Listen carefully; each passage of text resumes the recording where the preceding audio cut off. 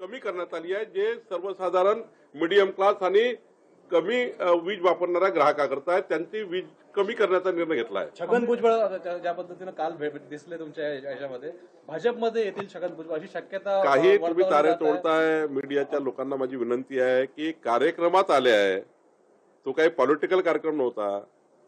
माजी सैनिकाच्या एक 550 एकरमध्ये ज्या पद्धतीने विविध तंत्रज्ञान त्या ठिकाणी विकसित झालं आहे, त्या तंत्रज्ञानाच्या विकासाच्या कार्यक्रमांमध्ये छगन भुजबळ, अमित भाई, मी स्वतः होतो.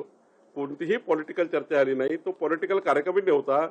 भुजबळ साहेब आणि आम्ही सारेच एक होतो, एकनाथ शिंदे होते, सारेच होतो. त्यामुळे पॉलिटिकल कार्यक्रम नसल्यामुळे हे चर्चा करू नये. जरांगे पाटील पुन्हा एकदा आंदोलनाच्या तयारीत आहे. काल त्यांनी फडणवीसांवर देखील टीका केलेली आहे.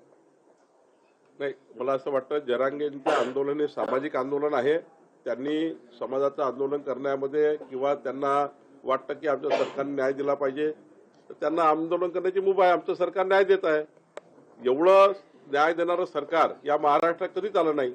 देवेंद्र फडणवीस सरकारने 14 ते 19 न्याय दिला आणि आता माननीय देवेंद्रजींनी मराठा समाजाकरता ज्या विविध बाबी केल्या आहेत, तर जरांगेचं समाधान होईल. समाधान होत नसेल तर आमचा काही पर्याय नाही. पण मराठा समाजाकरता ज्या पद्धतीने माननीय देवेंद्रजींनी मराठा समाजाकरता आमच्या सरकारने ज्या पद्धतीच्या सवलती आणि आरक्षणाबद्दलचे निर्णय घेतले आहे, ऐतिहासिक निर्णय घेतले आहे. अजूनही जर जरांगे पाटलाचं समाधान होत नसेल तर मग आता ते निर्णय घेतील, त्याबद्दल मी काही बोलू शकणार नाही. स्थानिक स्वराज्य संस्थेमध्ये ओबीसी आरक्षणाचा तिळा सुटणार नाही, तेव्हापर्यंत आम्ही राज्यात निवडणुका होऊ देणार नाही, असं विजय वडेट्टीवार म्हणाले. नाही, काय नवीन आहे? त्यांनाही माहितीच आहे. ओबीसी आरक्षणाचा निर्णय हा सुप्रीम कोर्टात झाल्याबरोबर निवडणुका लागणार आहे.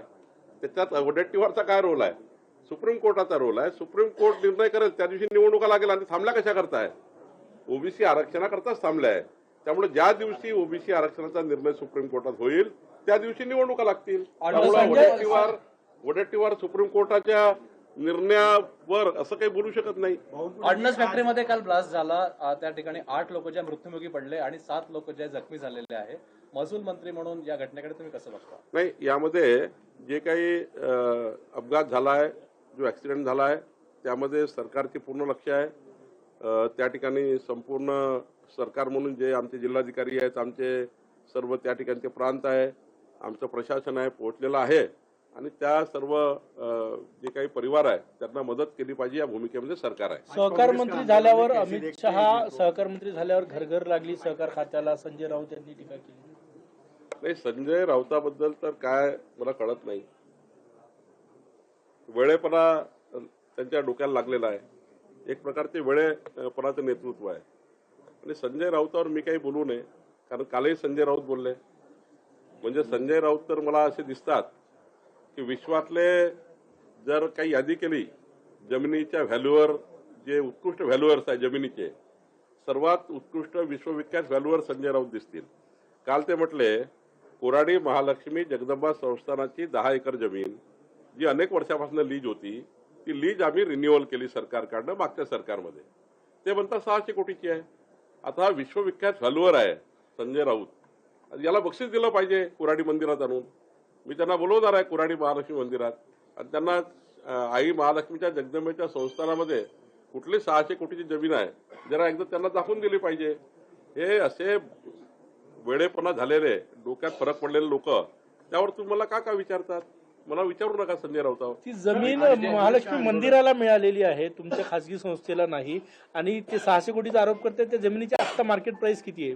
त्या जमिनीची 4,30,00,000 रुपये मार्केट प्राइस आहे.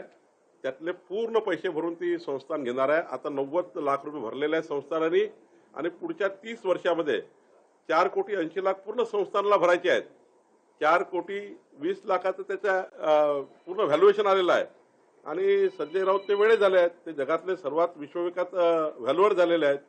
त्यामुळं स्वतःच भ्रष्टाचारामध्ये कितीदा आरोपी असलेले, जेलमध्ये गेलेले लोक हे या पद्धतीचे आरोप करतात. आता महाराष्ट्र ही जनता या वेळेपणाला कंटाळलेली आहे. आज कांग्रेस का आंदोलन है, कैसे देखते हैं इस आंदोलन को? देखिए, कांग्रेस पार्टी सुधर नहीं रही है. अब उद्धव ठाकरे ने भी उनको छोड़ दिया है. कल उद्धव जी ने कहा कि हम अकेला लड़ेंगे, अब उनके साथ नहीं लड़ेंगे. तो कांग्रेस पार्टी बिखर गई है। अब वो थोड़ी अपनी साख बचाना चाहती है ईवीएम का आंदोलन लेकर, लेकिन महाविकास आघाड़ी में दो मत है। एक तरफ शरद पवार जी की राष्ट्रवादी कहती है ईवीएम का कोई दोष नहीं है, जो उनके साथ चुनाव लड़ी है। एक तरफ उद्धव ठाकरे ने उनको छोड़ दिया है और दूसरी तरफ कांग्रेस पार्टी तिलमिला गई है। अब ये सारा ठिठोरा जो है चुनाव का, ये फोड़ना चाहती ईवीएम पर, लेकिन अब ईवीएम का आंदोलन केवल फोटोबाजी, फोटो सेशन हो गया है।